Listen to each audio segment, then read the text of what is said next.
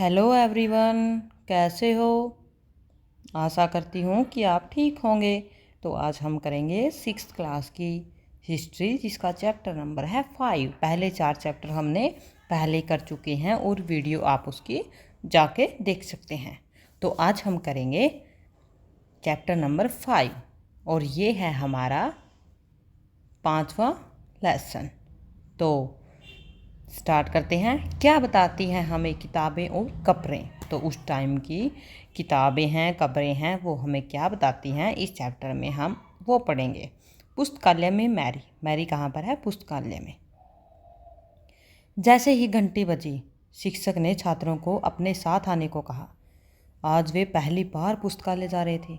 मेरी ने देखा कि पुस्तकालय उसकी कक्षा से काफ़ी बड़ा था और वहाँ किताबों से भरे कई रैक थे। कोने में एक अलमारी भी थी जो मोटी मोटी किताबों से भरी थी। मेरी को एक अलमारी खोलने की कोशिश करते देख शिक्षक ने कहा, उस अलमारी में अलग अलग धर्मों से जुड़ी हुई महत्वपूर्ण किताबें हैं। क्या तुम्हें मालूम है कि हमारे पास वेदों का भी एक संग्रह है? मेरी सोचने लगी, वेद क्या है, चलो पता लगाएं। तो इसमें जो मेरी का शिक्षक होता है वह उनको उसकी क्लास के सभी बच्चों को पुस्तकालय में लेकर जाता है और वहाँ पर वो देखते हैं कि यह तो बहुत ही बड़ा कमरा है और इसमें भिन्न भिन्न प्रकार की किताबें रखी हैं।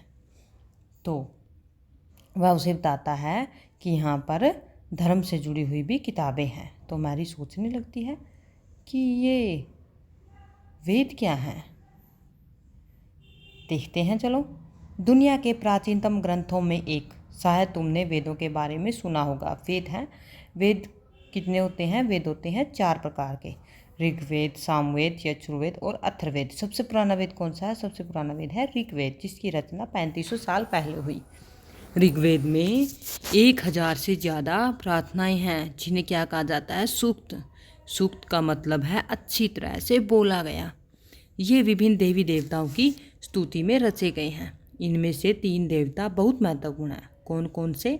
अग्नि, इंद्र, सोम। अग्नि आग के देवता है, इंद्र युद्ध के देवता और सोम क्या है? एक पौधा है जिससे एक खास पेय बनाया जाता है। तो ये पैराग्राफ आपको समझ में आ गया होगा। वैदिक प्रार्थनाओं की रचना ऋषियों ने की थी। आचार्य विद्यार्थियों को इन्हें अक्षरों, शब्दों और वाक्यों में बांटकर सहस्वर पाठ द्वारा कंठस्थ करवाते थे। तो पहले क्या था? पहले था जो वैदिक प्रार्थनाएं हैं उनकी रचना किसने की थी? ऋषि मुनियों ने। और वो जो अक्षर, शब्द, वाक्य हैं उनको सहस्वर पाठन करवाते थे। वो बिना देखे ही सुनाते थे उनको। अधिकांश सूक्तों के रचयिता सीखने और सिखाने वाले पुरुष होते थे। कौन होते थे? पुरुष इनको सिखाते थे। कुछ प्रार्थनाओं की रचनाएं महिलाओं ने भी की है। किसकी? कुछ प्रार्थनाएं महिलाओं के द्वारा भी रचना की गई है। ऋग्वेद की भाषा प्राक संस्कृति या वैदिक संस्कृति कहलाती है। क्या कहलाती है? प्राक संस्कृति या वैदिक संस्कृति। तुम स्कूल में जो संस्कृत पढ़ती हो उससे यह भाषा थोड़ी भिन्न होती थी, थोड़ी सी डिफ़िकल्ट होती थी पहले भाषा। वो हमारी जो आज के समझ में है, आज थोड़ी कम समझ में आती है। तो आगे देखते हैं संस्कृत और अन्य भाषाएं। तो हमारे पास और कौन कौन सी भाषाएं हैं देखते हैं चलो। संस्कृत भाषा भारोपीय, भारत प्लस यूरोपीय भाषा परिवार का हिस्सा है। कौन सा भाषा परिवार का? भारोपीय। भारत की कई भाषाएं जैसे असमिया, गुजराती, हिंदी, कश्मीरी और सिंधी। एशियाई भाषाएं जैसे फारसी तथा यूरोप की बहुत सी भाषाएं जैसे अंग्रेजी, फ्रांसीसी, जर्मन, यूनानी, इतालवी, स्पेनिश आदि इसी प्रकार से जुड़ी हुई हैं। उन्हें एक भाषा परिवार इसलिए कहा जाता है क्योंकि आरंभ में उनमें कई शब्द एक जैसे थे। मतलब जो कई शब्द हैं वो कैसे थे? एक जैसे। जैसे उदाहरण के लिए ये उदाहरण दिया गया है, संस्कृत में मातृ कहते हैं, हिंदी में माँ कहते हैं और अंग्रेजी में मदर कहते हैं। लेकिन मीनिंग तो तीनों का एक ही है ना। वर्ड अलग अलग है लेकिन मीनिंग एक है। क्या तुम्हें इनमें कोई समानता नजर आती है? उपमहाद्वीप में दूसरे भाषा परिवारों की भी भाषाएं बोली जाती हैं। उदाहरण के लिए पूर्वोत्तर प्रदेश में तिब्बत बर्मा परिवार की भाषाएं बोली जाती हैं। पूर्वोत्तर प्रदेश में कौन सी? तिब्बत बर्मा परिवार। तमिल, तेलुगु, कन्नड़ और मलयालम द्रविड़ भाषा परिवार की भाषाएं हैं। कौन कौन सी? तमिल, तेलुगु, कन्नड़ और मलयालम। द्रविड़ भाषा परिवार की भाषाएं हैं, जबकि झारखंड और मध्य भारत के कई हिस्सों में बोली जाने वाली भाषाएं कहाँ कहाँ झारखंड और मध्य भारत में कई हिस्सों में बोली जाने वाली भाषाएं ऑस्ट्रो एशियाटिक परिवार से जुड़ी हैं। कौन से? Austro Asiatic. हम जिन किताबों को पढ़ते हैं वे लिखी और छपी गई हैं। ऋग्वेद का उच्चारण किया जाता था और श्रवण भी किया जाता था, न कि पढ़ा जाता था।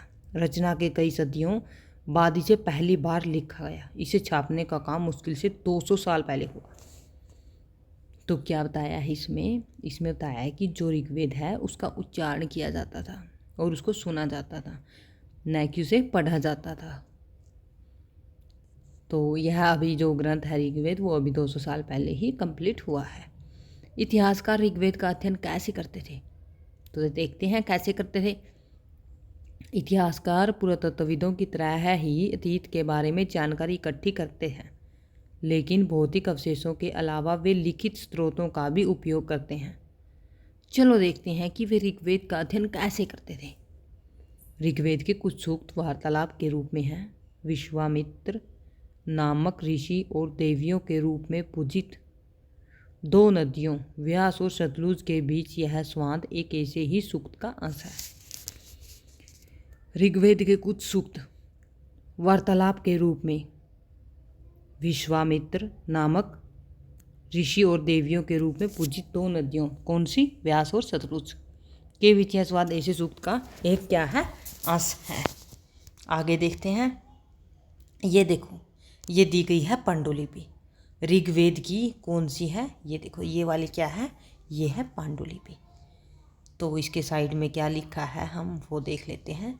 ऋग्वेद की पांडुलिपि का पन्ना है एक। बुर्ज वृक्ष की छाल पर लिखी है पांडुलिपि कश्मीर में पाई गई थी। कहाँ पाई गई थी? कश्मीर में। लगभग 150 वर्ष पहले ऋग्वेद को सबसे पहली बार छापने के लिए इसका उपयोग किया गया था। इसी पांडुलिपि को देखकर अंग्रेजी अनुवाद तैयार हुआ। यह पांडुलिपि पुणे महाराष्ट्र के एक पुस्तकालय में सुरक्षित है। अब भी सुरक्षित है, आज भी पुणे महाराष्ट्र के एक पुस्तकालय में। विश्वामित्र और उसकी नदियाँ, तो इनके स्वान देख लेते हैं। एक विश्वामित्र और एक नदियों के स्वान दिया गया है कुछ, तो यहाँ पर देख लेते हैं उसको। विश्वामित्र, हे नदियों, अपने बछड़ों को चारते हुई दो धमकती गायों की तरह दो फुर्तीले घोड़ों की चाल से पहाड़ों से नीचे आओ। इंद्र द्वारा दी हुई शक्ति से स्फूर्त तुम रथों की गति से सागर की ओर बह रही हो। कहाँ बह रही हो? सागर की ओर। तुम जल से परिपूर्ण हो और एक दूसरे में मिल जाना चाहती हो। तो नदियों का वाक्य है, जल से परिपूर्ण हम देवताओं के बनाए रास्ते पर चलती हैं। एक बार निकलने पर हमें रोका नहीं जा सकता। हे ऋषि, तुम हमसे प्रार्थना क्यों कर रहे हो? तो विश्वामित्र कहता है, हे बहनों, मुझ गायक की प्रार्थना सुनो। मैं रथों और गाड़ियों सहित बहुत दूर से आया हूँ।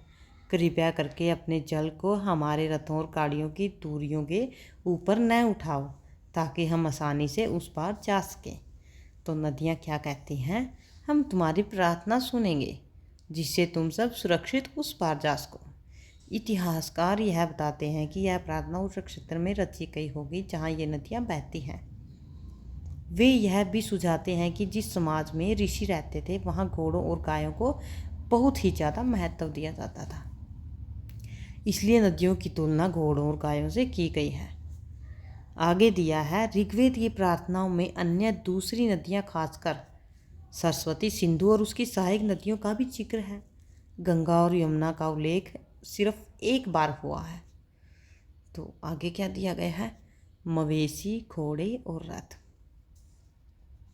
ऋग्वेद में मवेशियों, बच्चों और घोड़ों की प्राप्ति के लिए अनेक प्रार्थनाएं हैं। घोड़ों को लड़ाई में रथ खींचने के काम में लाया जाता था। कहाँ? लड़ाई में रथ खींचने के काम में। इन लड़ाइयों में मवेशी जीत कर लाए जाते थे। लड़ाइयाँ वैसे ज़मीन के लिए लड़ी जाती थी जहाँ अच्छे चारागाह हों, जहाँ पर जो जैसी जल्दी तैयार होने वाली फसलों को उपजाया जा सकता हो। कुछ लड़ाइयाँ पानी के स्रोतों और लोगों को बंदी बनाने के लिए भी लड़ी जाती थी। क्यों लड़ी जाती थी? पहले लड़ाइयाँ मवेशियों के लिए, घोड़ों के लिए। जो घोड़े हैं वो क्या करते थे? वो रथ को खींचने का काम करते थे। और लड़ाइयाँ मवेशियों के लिए होती थी, कभी ज़मीन के लिए भी होती थी वहाँ।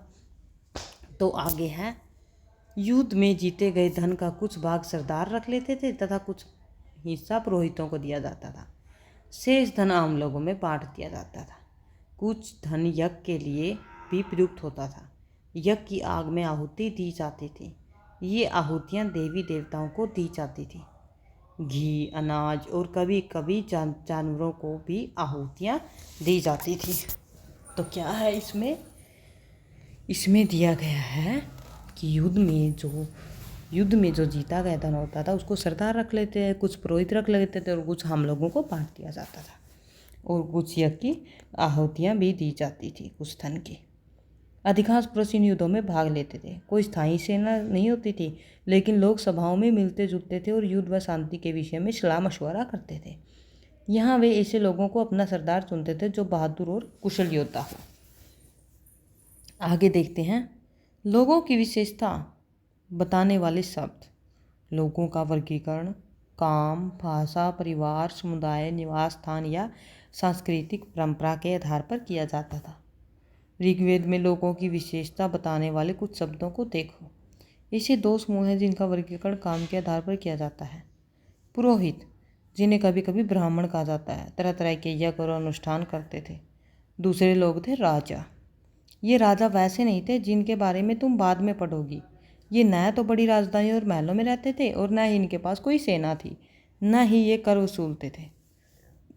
प्राय राजा की मृत्यु के बाद उसका बेटा अपने आप ही शासक नहीं बन जाता था। तो ये तो बिल्कुल अलग तरह के राजा होते थे उस टाइम। आगे दिया गया है, तो ये था हमारा आज का टॉपिक। बाकी का टॉपिक करेंगे हम नेक्स्ट वीडियो में और मिलते हैं कल अगले पार्ट के साथ। और अगर वीडियो अच्छी लगी हो तो लाइक और चैनल को सब्सक्राइब ज़रूर करें और नई नई वीडियो पाने के लिए घंटी का बटन ज़रूर दबाएं। तो मिलते हैं नेक्स्ट वीडियो के साथ। Okay, bye bye.